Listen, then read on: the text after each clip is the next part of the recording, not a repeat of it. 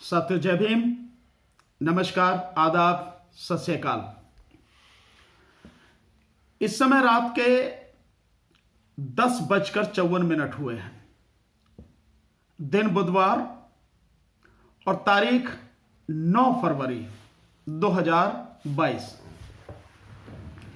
इस समय आपके बीच में जो मुझे आना पड़ा है वो बहुत जरूरी बात है। मैं लगातार कहता रहा हूं कि ईवीएम में गड़बड़ी है और इसके लिए लगातार आंदोलन भी किया। लोगों को बहुत समझाते हैं, बहुत रिक्वेस्ट करते हैं, लेकिन लोग साथ नहीं देते हैं। सड़क पर तो आने को ही तैयार नहीं है।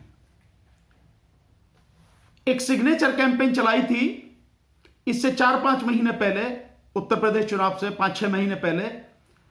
उस सिग्नेचर कैंपेन में भी बहुत थोड़े से लोगों ने साथ दिया, जबकि मैं ये चाहता था कि उत्तर प्रदेश में तकरीबन 1516 करोड़ मतदाता हैं और जो इन 5 राज्यों में हो रहे हैं, टोटल मिला के लगभग 18 करोड़ मतदाता हैं।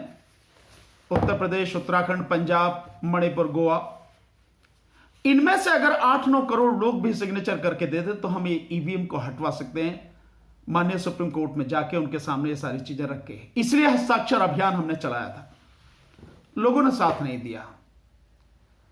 खैर, कोई बात नहीं। तो जो बात मैं कह रहा था, मेरी बात सही निकली है। ईवीएम में बड़े पैमाने पर धांधली की जाएगी उत्तर प्रदेश चुनाव में। मेरे जो सोर्सेज हैं, मेरे जो सूत्र हैं, कई जगह से मुझे इंफॉर्मेशन कंफर्म हो गई है।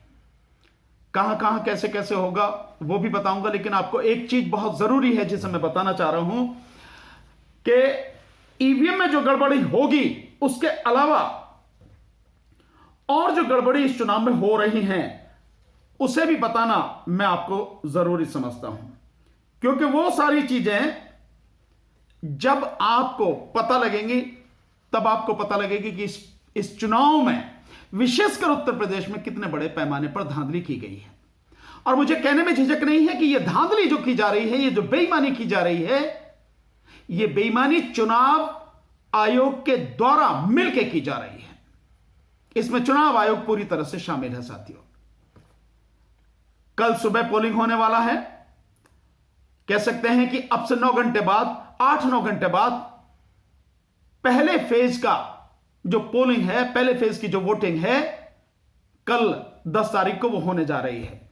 और उस समय मैं आपके सामने ये बात रख रहा हूं। गड़बड़ियां किस तरह की हैं, बेईमानी किस तरह की है। नंबर 1, बीजेपी ने इलेक्शन कमीशन के साथ मिलकर बहुत वोटें कटवाई हैं।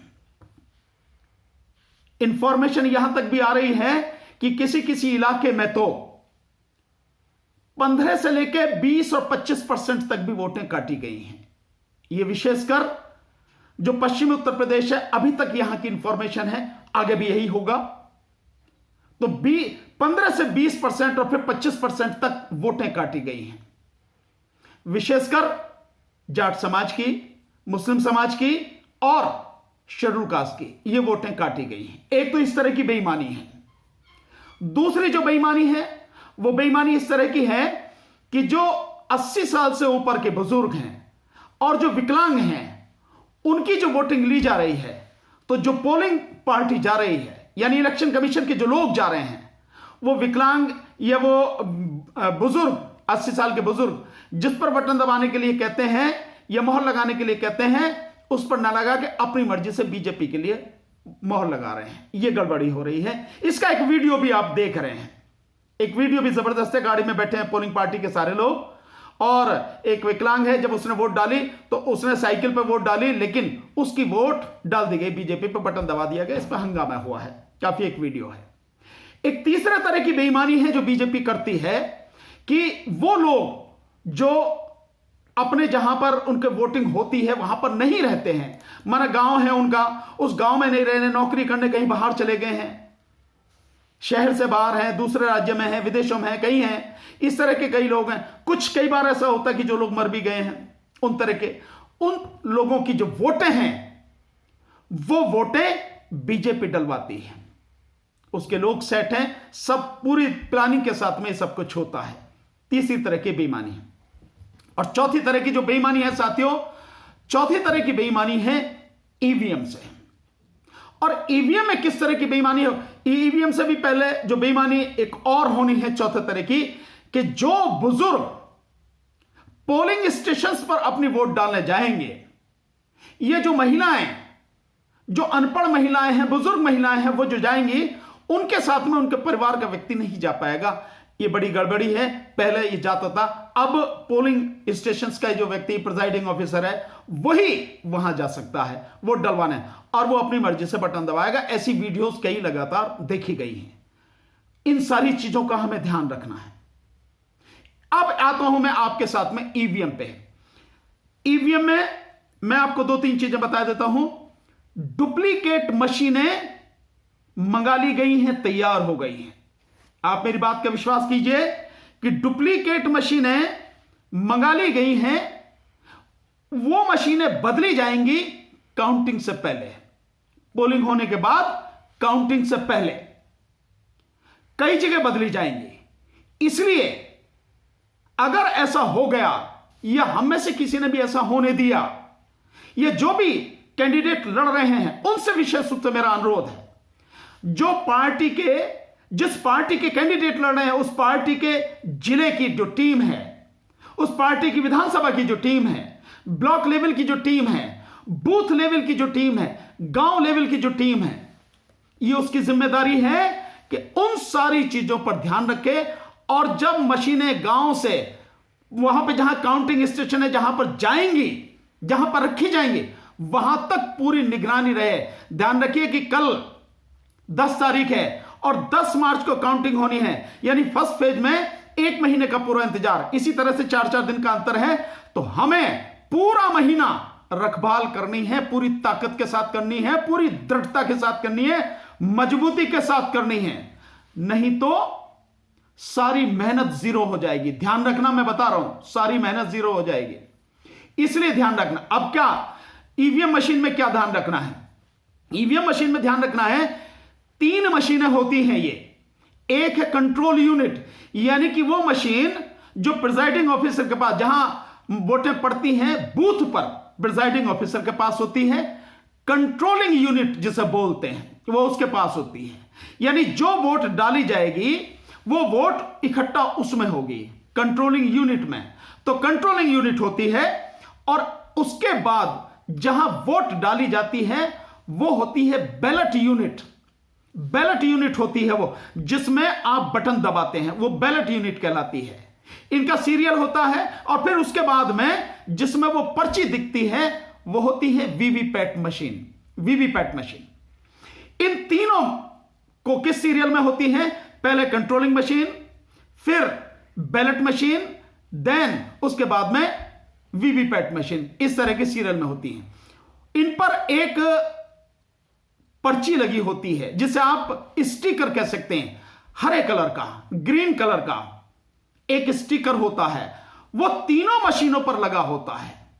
अब मैं बताता हूं आपको, जो ये मशीनें हैं, जो कंट्रोलिंग यूनिट है, जो बैलेट यूनिट है, और जो वीवीपैट मशीन है, इन पे क्या किस चीज का ध्यान रखना है? तो साथियों, ये एक जो आप देख रहे हैं पर्ची आपके सामने, जो स्लिप है, ये स्टिकर जो है, ये स्टिकर जैसे मैंने पहले आपको बताया कि जो मशीन है उस मशीन के चारों तरफ पूरी तरह से गोल करके चारों तरफ वो लगा होगा, ये पिंक कलर का आपको दिखाई दे रहा होगा, पिंक कलर का यानी गुलाबी कलर का सा ये पेपर है, ये पूरा लिपटा होगा, ये सील है एक तरह की, ये लिपटा, इसके ऊपर ये पर्ची लगी होगी। और ये जो पर्ची है, इस पर्ची में आप ऊपर देखेंगे बाईं तरफ लिखा है name of the state oblique union territory. ये इंग्लिश में भी हो सकता है और ये हिंदी में भी हो सकता है, किसी भी तरह से हो सकता है। तो मैं जो इंग्लिश में इस समय है आपको दिख रहा है name of the state oblique union territory, यानी कि राज्य का नाम।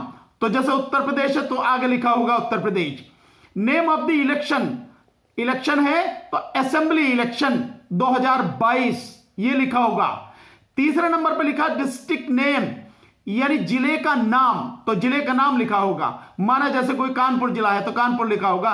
जैसा भी फर्स्ट पेज में हो रहा है, तो जैसे बुलंदशहर है तो बुलंदशहर लिखा होगा, बुलंदशहर की अगर विधानसभाएं हैं। मेरठ है तो मेरठ लिखा होगा, और आपके मुजफ्फरनगर है तो मुजफ्फरनगर लिखा होगा, ये लिखा होगा। और उसके नीचे जो लाइन है उसमें आप बाईं तरफ देखें, CU ऑब्लिक यानी बटे, जिसे बटे बोल देते हैं, CU BU वीवीपैट नंबर, यानी कि CU मतलब कंट्रोलिंग यूनिट, BU मतलब बैलेट यूनिट, और वीवीपैट नंबर यानी वीवीपैट मशीन का नंबर।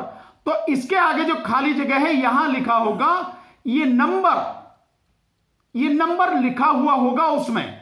और आगे इसके आगे देखेंगे सीधे हाथ पर डिस्ट्रिक्ट रनिंग सीरियल नंबर, ये आगे खाली जगह, तो इस खाली जगह में वो नाम लिखा होगा डिस्ट्रिक्ट रनिंग सीरियल नंबर। ये नंबर बहुत इंपॉर्टेंट है साथियों।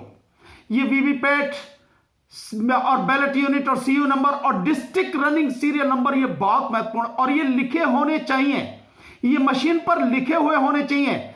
ये तीनों मशीनों पर लिखा हुआ होगा, और तीनों मशीनों पर एक ही होगा साथियों। और अगर लिखा हुआ ये नंबर नहीं है तो किसी भी हालत में उस मशीन को यूज मत होने दीजिए, क्योंकि ये लिखा जाता है फर्स्ट लेवल की जो वो होती है, इनकी पूरी चेकिंग होती है, FLC फर्स्ट लेवल चेकिंग जो होती है, उसमें ये सारे नंबर लिखे जाते हैं। और उस पर जब आप ये नीचे देखेंगे ना, ये लिखा हुआ है करंट ID, और इसके नीचे लिखा है फर्स्ट लेवल चेक। तो ये फर्स्ट लेवल चेक पे किस तारीख को फर्स्ट लेवल की चेक हुई, यानी चेक किस दिन हुई। फिर ये लिखा है रैप ऑफ बेल, यानी जो बेल इंजीनियर है वो कौन सा था, और ये फिर आगे लिखा है रैप और DEO, ये कौन था। और आगे देखेंगे डेट, फिर डेट लिखी जाएगी, और फिर लिखा है रैप ऑफ DO यानी RO, यानी जी जो डिस्ट्रिक्ट इलेक्शन ऑफिसर, DEO का मतलब डिस्ट्रिक्ट इलेक्शन ऑफिसर, RO का मतलब रिटर्निंग ऑफिसर, यानी जो SDM या ADM जो भी होगा, जो रिटर्निंग ऑफिसर होगा, ये होंगे, इनके साइन होंगे। आप नीचे देख रहे हैं पोलिंग स्टेशन नंबर, ये नीचे इनके साइन होंगे, RO ARO जो भी, तो इनके साइन होंगे, BEL इनके साइन होंगे, डिस्ट्रिक्ट इलेक्शन ऑफिसर इनके साइन होंगे, और जो RO है रिटर्निंग ऑफिसर इनके साइन होंगे। तो ये डिस्ट्रिक्ट रनिंग सीरियल नंबर ये जरूर होना चाहिए, नहीं है तो किसी भी हालत में उस मशीन से चुनाव मत होने दीजिए, ऑब्जेक्शन कीजिए कि इस वजह से नहीं होने देंगे, हम इसको चेंज करिए। और जो दूसरी आए उस पर भी ये सारी चीजें चेक कीजिए। और ये देखिए कि ये जो पर्ची चिपकी हुई है, ये स्टिकर जो चिपका हुआ है, जो हरे रंग का होगा, यानी ग्रीन कलर का, लाइट ग्रीन भी हो सकता है, डार्क ग्रीन भी, कुछ भी हो सकता है, लेकिन वो चिपका होगा। और इसके नीचे जो आप देख रहे हैं पिंक, यानी जो पिंक कलर का जो ये है पूरा पेपर, ये सील है, ये पिंक कलर के ऊपर ही होगा। अगर ये पिंक कलर का और ये कोई भी फटा टूटा है तो भी किसी हालत में इलेक्शन मत होने दीजिएगा, क्योंकि ये सब टेम्परिंग है, ये सब फर्जी वोटों के लिए सब इसमें मैनिपुलेशन की जाती है। इसलिए इन सारी चीजों का ध्यान रखिए। और ये जो नंबर है सारे के सारे, जैसे मैंने बताया, CU का नंबर यानी करंट, जो आपकी जो कंट्रोलिंग यूनिट का नंबर, BU यानी बैलेट यूनिट का नंबर, वीवीपैट का नंबर, और डिस्ट्रिक्ट रनिंग सीरियल नंबर, और ये पोलिंग स्टेशन नंबर, ये सारे के सारे आपको नोट करने हैं। और नोट करके जो कैंडिडेट हैं उनको, और चीफ इलेक्शन एजेंट जो उनके हैं उनको, ये पूरा रिकॉर्ड रखना है, क्योंकि जिस समय गिनती होगी उस समय गिनती में ये हर वीवीपैट मशीन का, हर जो वीवीपैट मशीन है और जो कंट्रोलिंग यूनिट है उससे मिलान करना पड़ेगा। अगर मिलान नहीं होता है, इसका मतलब यह है कि वो मशीन बदली गई है इलेक्शन होने के बाद, वोट पड़ने के बाद। इन सारी चीजों का ध्यान रखना है, इसलिए वो नंबर नोट करना बहुत जरूरी है। और वो नंबर इकट्ठे करके अपने जो कैंडिडेट है उसको, जो अपने डिस्ट्रिक्ट के जो अपने पदाधिकारी हैं पार्टी के उनको, और जो इलेक्शन चीफ इलेक्शन एजेंट है कैंडिडेट का, उनको देना बहुत जरूरी है, ताकि काउंटिंग के समय उनका मिलान किया जा सके। इन सारी चीजों का ध्यान रखना। एक चीज और ध्यान रखनी है, वो अभी नहीं, लेकिन जिस समय गिनती होगी उस समय ध्यान रखनी है कि इन सारी चीजों को मिलाएं, इन सारे नंबर्स को मिलाएं। और इसके अलावा जो मशीन है, जिस मशीन से गिनती होगी उस मशीन में देखें कि उस मशीन में बैटरी कितनी है। अगर बैटरी उसकी 50 से 60% के बीच में है या इससे कम है तो फिर मशीन में कोई गड़बड़ी नहीं है। अगर मशीन की जो बैटरी वो 90% या उससे ज्यादा दिखा रही है, 85 या 90% दिखा रही है, इसका मतलब यह है कि वो मशीन बदली गई है, उसमें गड़बड़ी है। इन सारी चीजों का ध्यान रखना बहुत जरूरी है। मैं आपको ये सारी चीजें बता रहा हूं। ये बेईमानी निश्चित रूप से होगी, उसके लिए डुप्लीकेट मशीनें मंगा ली गई हैं, मशीनें कहां कहां इस्तेमाल होंगी वो भी सब प्लानिंग कर ली गई है, और किस तरह से ये सब कुछ होगा, कम मशीनें बदली जाएंगी, ये सारी प्लानिंग हो चुकी है। इलेक्शन कमीशन पूरी तरह से इन्वॉल्व है। इलेक्शन कमीशन के सभी पदाधिकारी उस दिन लखनऊ में होंगे जिस दिन काउंटिंग चल रही होगी, और किसी भी तरह की गड़बड़ी होगी उस पर कोई ध्यान नहीं देंगे वो। और बीजेपी को जिताने के लिए जिसको भी, जहां से भी वो उनकी पूरी सेटिंग है, उससे वो उनको डिक्लेयर कर देंगे, उन्हें जिता देंगे। इसलिए ध्यान रखना अंत तक बहुत जरूरी है कि ये सारी की सारी चीजें जो आपने मेहनत की है वो मेहनत आपकी खराब ना हो जाए साथियों। इसलिए मैंने बार बार कहा कि जिस समय जब पोलिंग हो रहा हो तो जहां पर वोटें पड़ रही हो वहां पर जहां तक परमिशन हो आने की, वहां तक भारी संख्या में लोग होने चाहिए, ताकि किसी भी तरह से पोलिंग पार्टी गड़बड़ी करने की कोशिश ना कर सके।